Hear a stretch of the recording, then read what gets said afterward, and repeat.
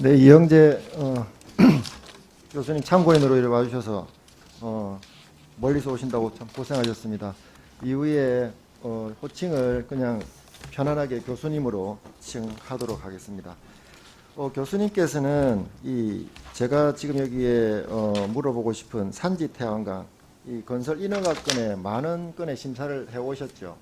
예, 그리고 또 토목 관련 이 교수직에 계심으로 인해 가지고 우리 대한민국 아까 어느 의원님께서 그 말씀 참 오래간만에 듣는데 금수강산이란 그 단어 이 녹지로 산지로 많이 거의 70%가 우리 대한민국이 이루어져 있는데 이 태양광을 이렇게 확대하는 정책을 펼치다 보면 거기에 뭐 전력 그 단가 생산이라든지 거기에 투하되는 비용을 좀 줄이기 위해서라도 이게 어떻게 보면 싼 땅, 그러니까 산지로 갈 수밖에 없는 게 맞습니까?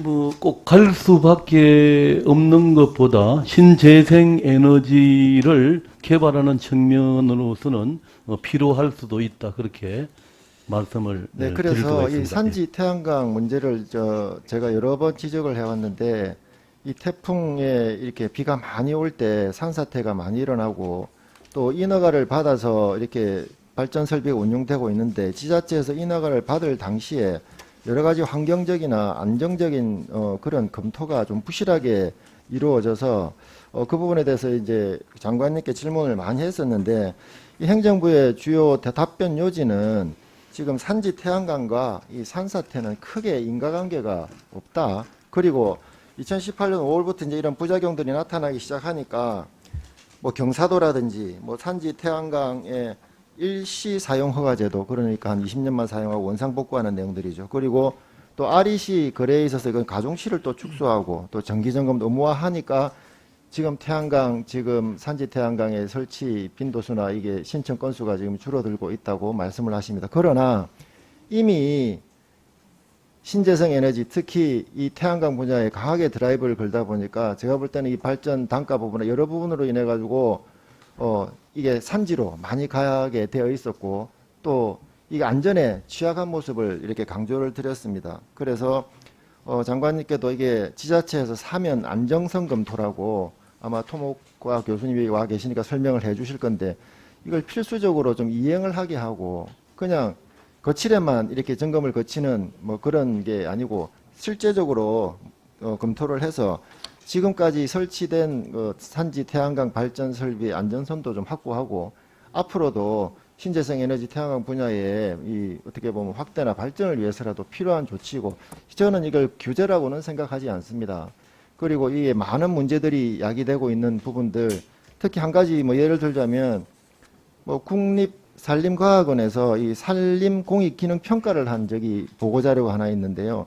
만약에 이 태양광을 산지에 설치하지 않고 그대로 놔뒀을 때 편익을 갖다 이 계산 산지 보존의 편익을 계산해 보니까 태양광 설치한 환경적 편익보다 약 3배에 가까운 편익이 있다고 보고서가 있습니다. 이 국책 연구기관인데요. 이것도 가볍게 봐서 넘길 결과는 아닌 것 같습니다.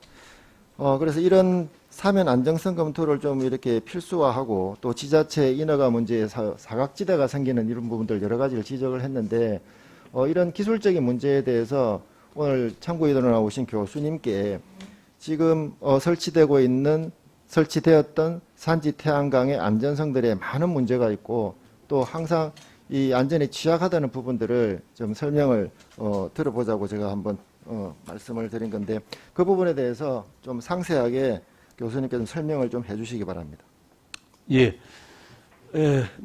간단하게 가능하면 말씀드리겠습니다.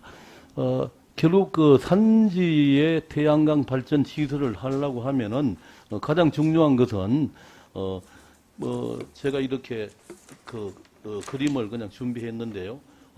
원래 산지가 이렇게 있습니다. 그럼 여기에 이렇게 절토하고 성토, 즉 소단이라고 그러죠. 여기 해서 이렇게 태양광 모듈 발전 시설 이렇게 건설을 해야 됩니다. 그렇다면 뭐냐? 이 빨간 부분 이 자체가 바로 이제 이런 옹벽이 필요한데 지금 보면은 이제 이런 옹벽을 하는 것도 마찬가지고 바로 여기 모듈판에 들어가는 그 소단, 즉 수평 길이하고 투진 높이는 바로 사면 안전성 검토를 전문적인 아주 기술 요구되는데요. 거기 어떻게 보면 소프트웨어 이제 이런 등등이 있습니다. 그걸 가지고 정확하게 계산을 해서 바로 이 수평 거리하고 수직 높이의 계산을 이렇게 나와야 됩니다. 바로 그게 뭐냐?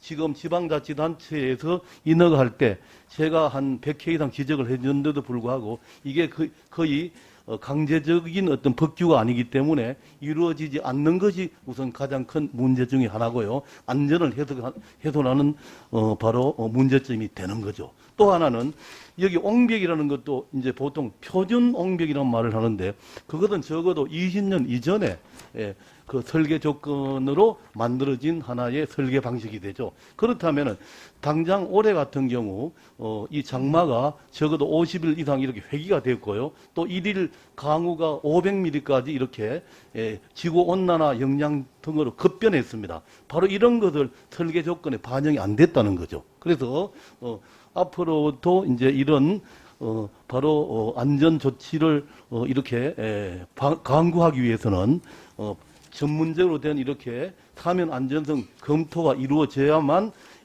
이게 바로 태양광 발전 시설을 이렇게 설치할 수 있는 수평하고 수직 높이가 결정이 되고요.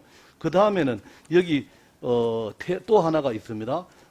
태양광 이 모듈판 그 발전 설비 이 자체의 구조 검토가 또 이루어져야 합니다.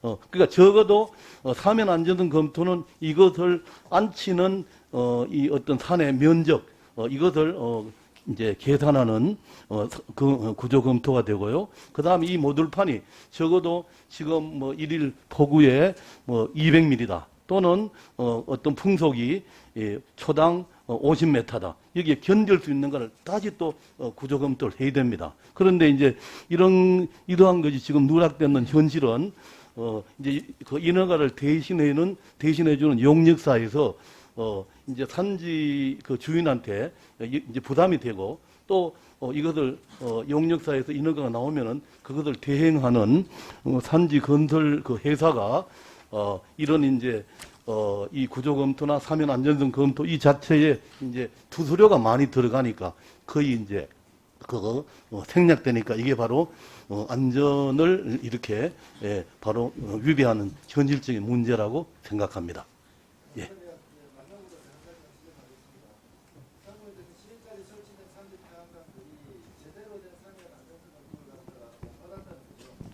예, 거의 그렇습니다.